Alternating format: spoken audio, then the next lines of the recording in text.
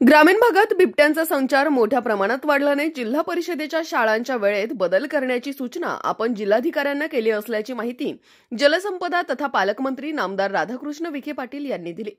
डिग्रस येथील जिल्हा परिषदेच्या शाळा खोल्यांचे उद्घाटन मंत्री राधाकृष्ण विखे पाटील यांच्या उपस्थितीत करण्यात आले। आमदार अमोल खताळ, सरपंच अशोक खेमनर, शेतकरी नेते संतोष रोहम, गुलाबराव सांगळे, भाजप सरचिटणीस संदीप घुगे, गोकुळ दिघे, अंकुश कांगणे, नवनाथ वरपे, जेऊरभाई शेख, माऊली वरपे, दिलीप मुंतोडे, उपसरपंच रंगनाथ बिडगर, शरद भालेराव, संपतराव खेमनर, किसन हळणर, शिवभक्त लक्ष्मण होडकर, मचिंद्र हळणर, पंचायत समिती गटशिक्षणाधिकारी बाळासाहेब गुंड, शिक्षण विस्तार अधिकारी श्रीमती कलगुंडे, केंद्रप्रमुख बाळासाहेब जाधव, मुख्याध्यापक अजिनाथ घोडके, जलसंपदा विभागाचे माने, महसूल अधिकारी गायकवाड अप्पा, ग्रामसेवक रुपाली कहाणे, उत्तम वरपे, अर्जुन हळणर, गंगाराम गवारी, बंडू नाना देशमुख, शिवाजी पुणेकर, मचिंद्र तांबडे, ज्ञानदेव श्रीराम, रामा बर्डे, संतू खेमनर, भारत गीते, पोपटराव वाणी, दगडू बिडगर, ॲडव्होकेट संदीप जगनर, कालीचरणपुरी, सावळेराम बिडगर, जाखू जाधव, लहानू बिडगर, संजय बिडगर, साहेबराव नान्नर, नारायण कहार, सोमनाथ डोळे, अशोक जोशी यांच्यासह ग्रामस्थ, महिला, युवक कार्यकर्ते याप्रसंगी उपस्थित होते। आपल्या भाषणात मंत्री विखे म्हणाले की संपूर्ण जिल्ह्यात बिबट्यांकडून हल्ले होण्याच्या घटना वाढल्याचे गांभीर्य लक्षात घेऊन जिल्हा परिषद तसेच ग्रामीण भागात असलेल्या अन्य शाळांच्या वेळांमध्ये बदल करून विद्यार्थ्यांना असलेला धोका दूर करण्याचा प्रयत्न आहे।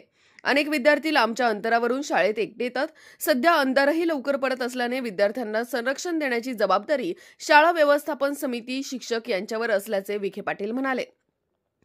काही दिवस स्थानिक पातळीवर लांबच्या विद्यार्थ्यांसाठी वेळप्रसंगी वाहनाची व्यवस्था तसेच ग्रामरक्षक दल स्थापन करण्याबाबतही पुढाकार घेण्याचे आवाहन त्यांनी केले। शाळा इमारतीचे काम चांगले झाले असले तरी एखादे विकास काम कमी करा। विद्यार्थ्यांसाठी स्वच्छतागृह बांधण्यासाठी ग्रामपंचायतीने पुढाकार घेण्याची सूचना केली। तालुक्यात विकास कामांची प्रक्रिया आमदार अमोल खताळ यांच्या माध्यमातून चांगल्या पद्धतीने सुरू असून तालुक्यात जनतेने केलेले परिवर्तन हे विकासासाठी केले आहे। यापूर्वी तालुक्यातील बहुतांशी गावांना पाणी टंचाईला सामोरे जावे लागले। 170 टँकरच्या माध्यमातून पाणी पुरवठा करावा लागत होता। मात्र निळवंडे धरणाचे पाणी आल्याने जिरायती भागाला दिलासा मिळाला। डिग्रस गावाला निळवंडेच्या पाण्याचा लाभ कसा देता येईल यासाठी अधिकाऱ्यांना सूचना देण्यात आल्याचे मंत्री विखे पाटील म्हणाले। महायुती सरकार जनतेच्या हिताचे काम करत आहे। प्रत्येक निर्णय लोकहितासाठी होतो। अतिवृष्टीची सुमारे 23 कोटी रुपयांची मदत तालुक्याला मंजूर झाली असून विश्वनेते पंतप्रधान नरेंद्र मोदी यांच्या नेतृत्वाखाली देश महासत्ता बनत असून बिहार विधानसभेच्या निकालाने पुन्हा एकदा जनता विकासाच्या बाजूने उभे राहत असल्याचं सिद्ध झालंय। मतचोरीचा आरोप करणाऱ्यांना मोठी चपराक बिहारच्या जनतेने दिली। ज्यांनी जनतेचा विश्वास गमावला त्या राहुल गांधींनी परदेशातच थांबावे।